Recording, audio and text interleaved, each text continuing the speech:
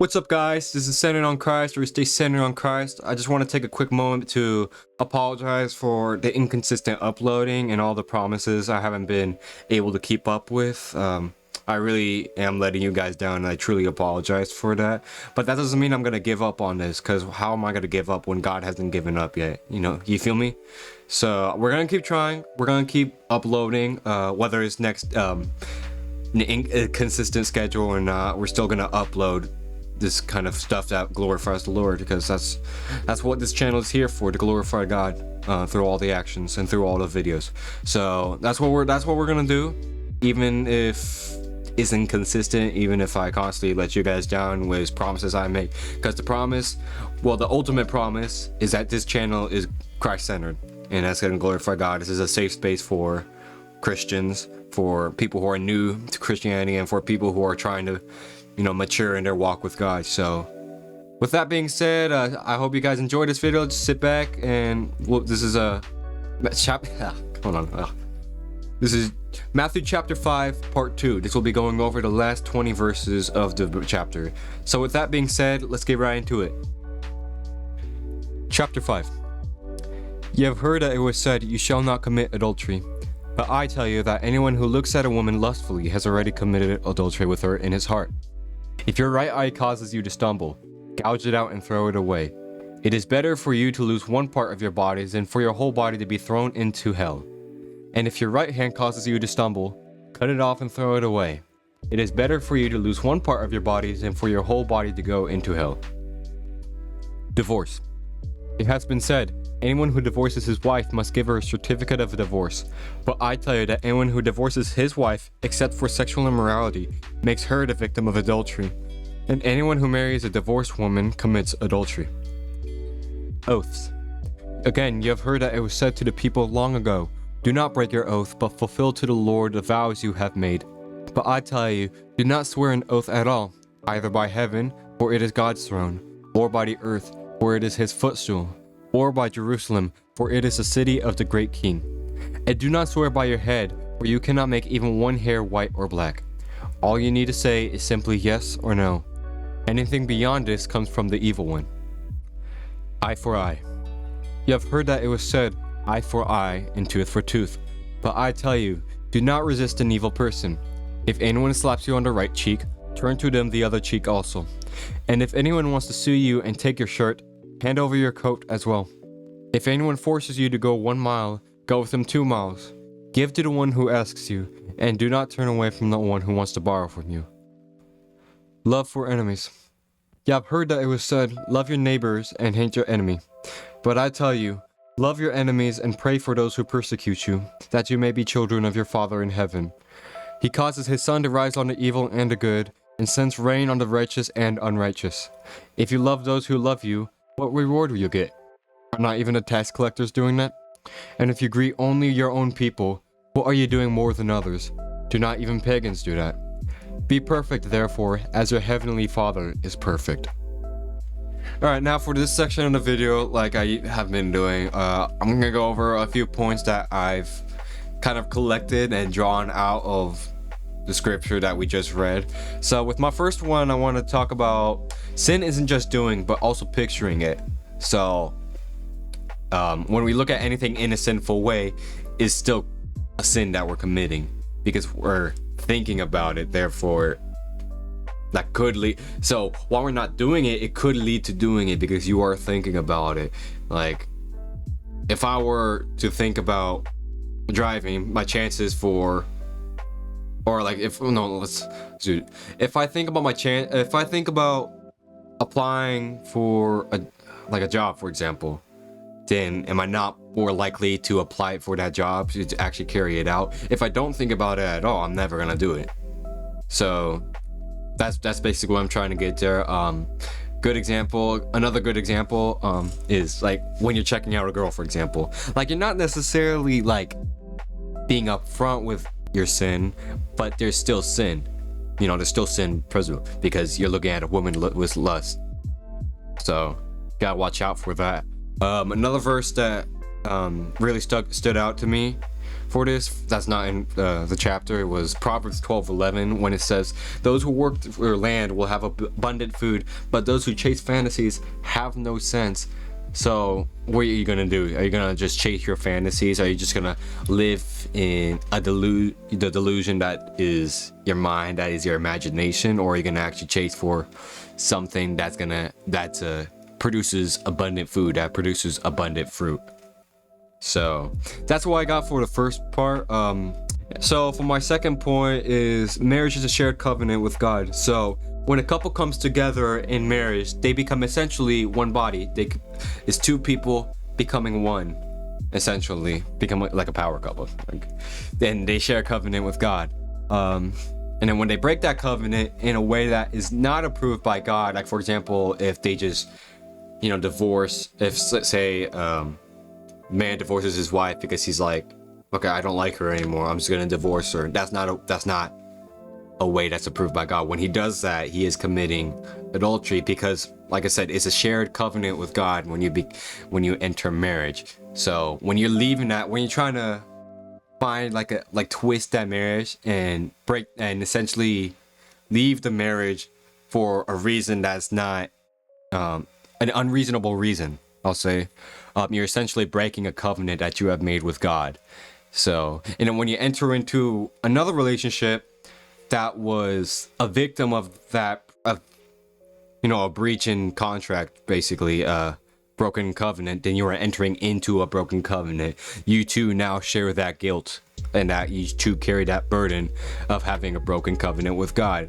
Now, can you fix it? Absolutely. It doesn't call for us to not. It's not trying to say that we can't marry women or people who have been in a relationship that hasn't worked out, or a marriage that hasn't worked out. It's not saying that at all. You can look at Hosea in the Old Testament when it talks about how God called him to marry a prostitute. I forgot her name. I think it was like Gomer or something. But essentially, he was called to marry a prophet, but that prophet was just not prophet, prostitute. Prostitute and prophet are two completely different things. He was called to marry a prostitute, and that prostitute was caught having an affair, caught committing adultery.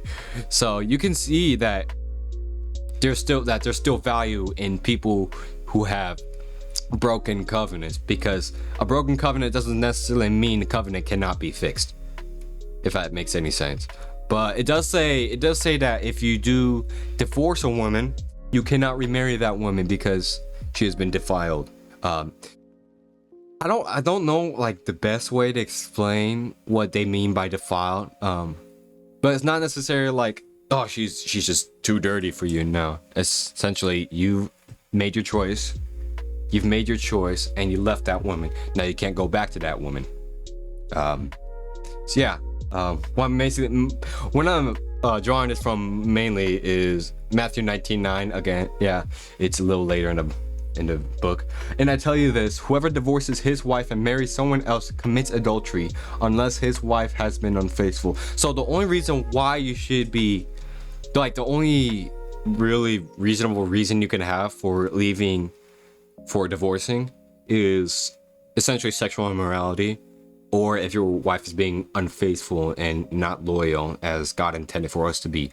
It works the other way around too. I'm not just saying that all women are the only ones that can be unfaithful. Men are completely guilty of that too. So yeah, that's Matthew 19:9. Another one I was drawing from mainly was Deuteronomy 24.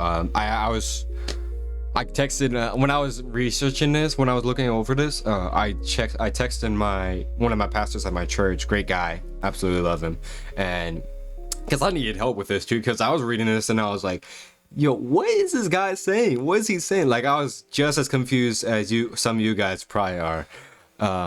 But he told me about the story of Hosea in the Old Testament. He showed that to me. He also showed to me Deuteronomy 24, 1 through 4, which I'll read right now.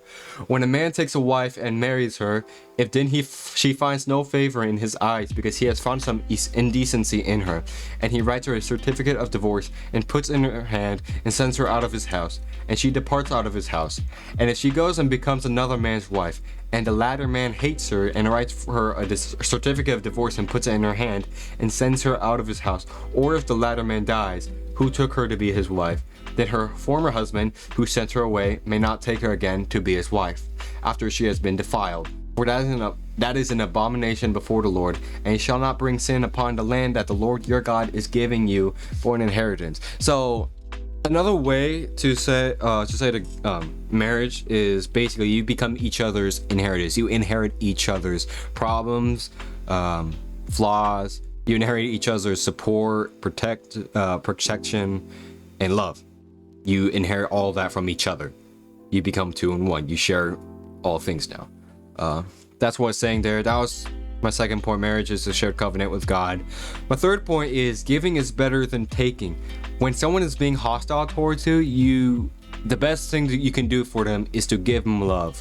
Let them see how good God is by being a giver, as God intended for us to be. God did not intend for us to take out on people, but rather to give to people, if that essentially makes any sense. Example, when someone is cursing at you with anger, you don't want to indulge in an altercation with the same energy, because that's not the kind of energy that God operates in, if that makes any sense. Well, he can be a wrathful God, but he's not gonna. It's justified. He operates in wrath when it's justified. It's not justified for us to, curse out at another man who's lashing out at us angrily. I don't necessarily see a situation in which we'd be in the right for doing that.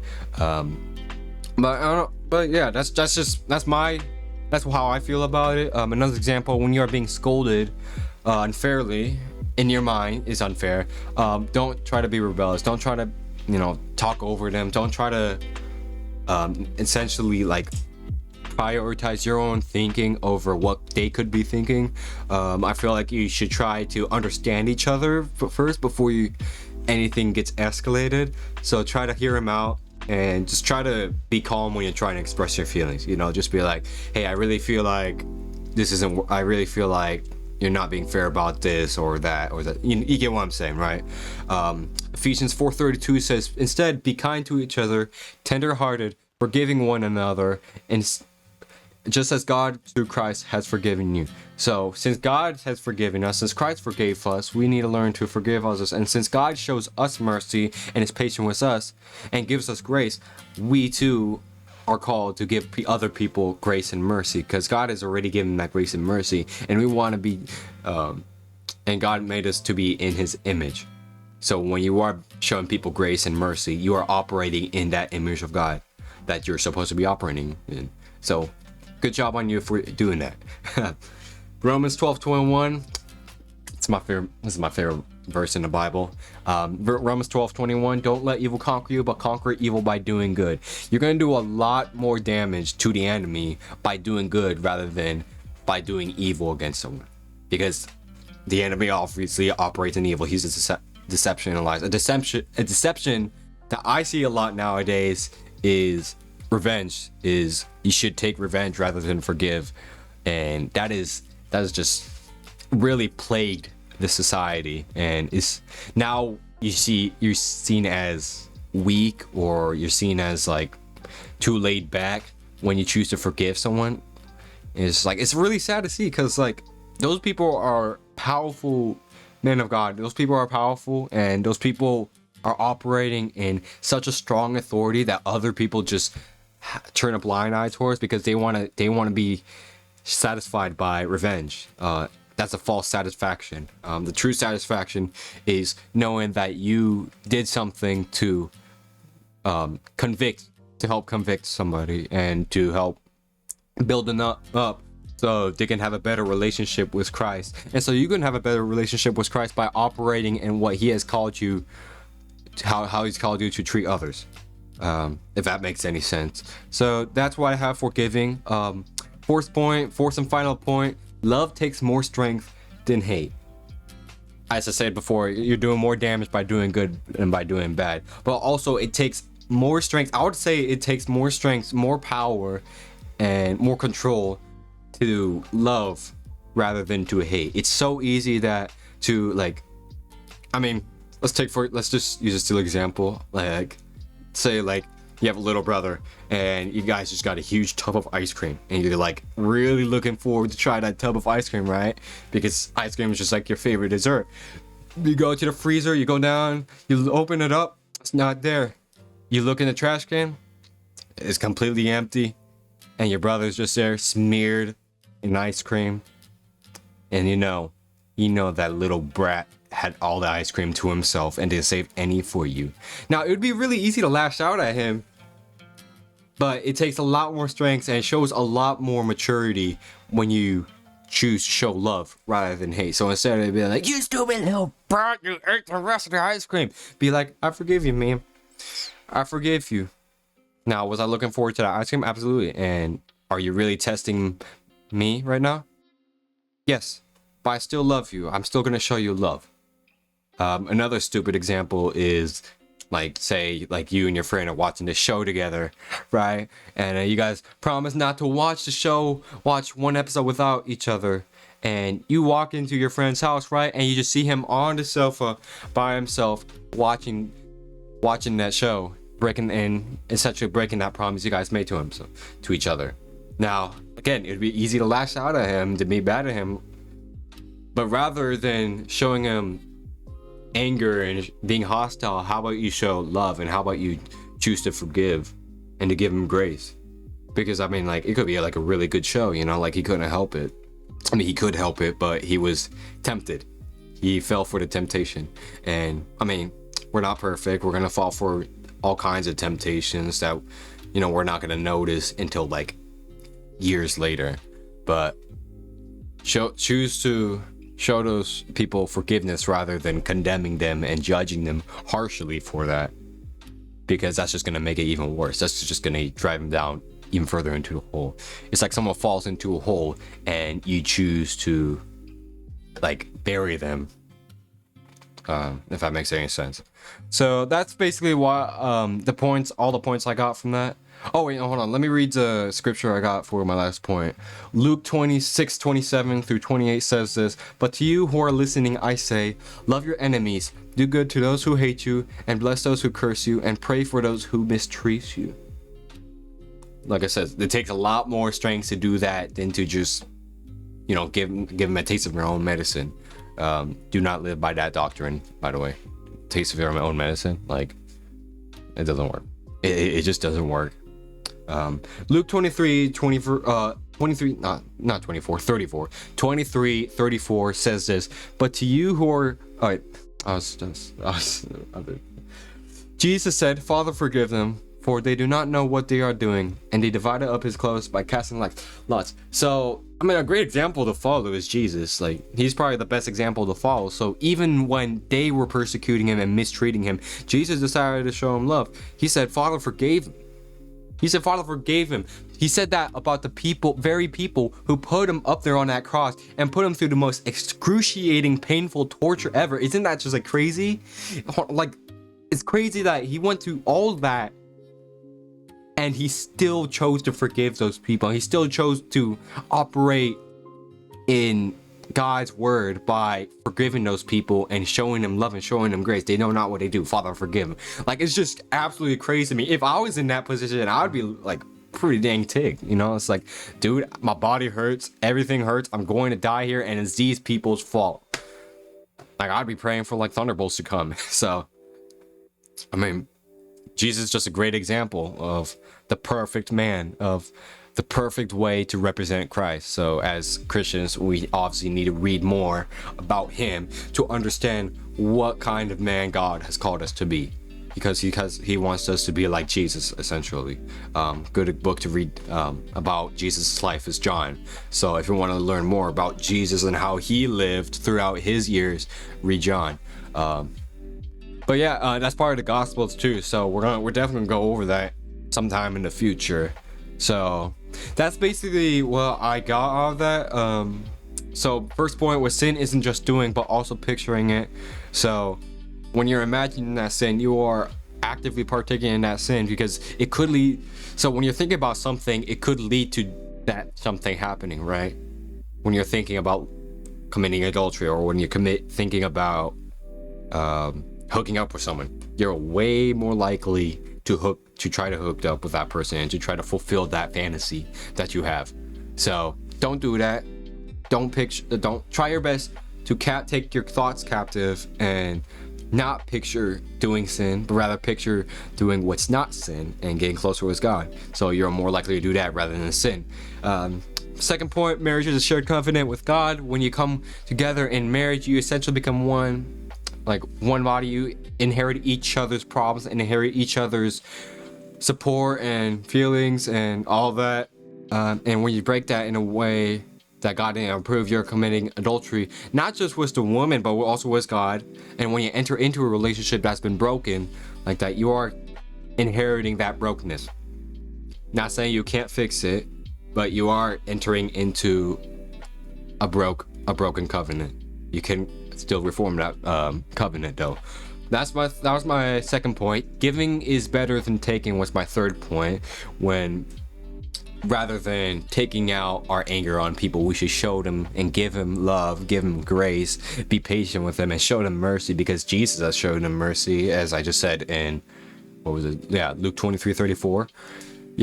So that yeah I don't know much else to say about that. And then obviously the last point I just went over, love takes more strength than hate.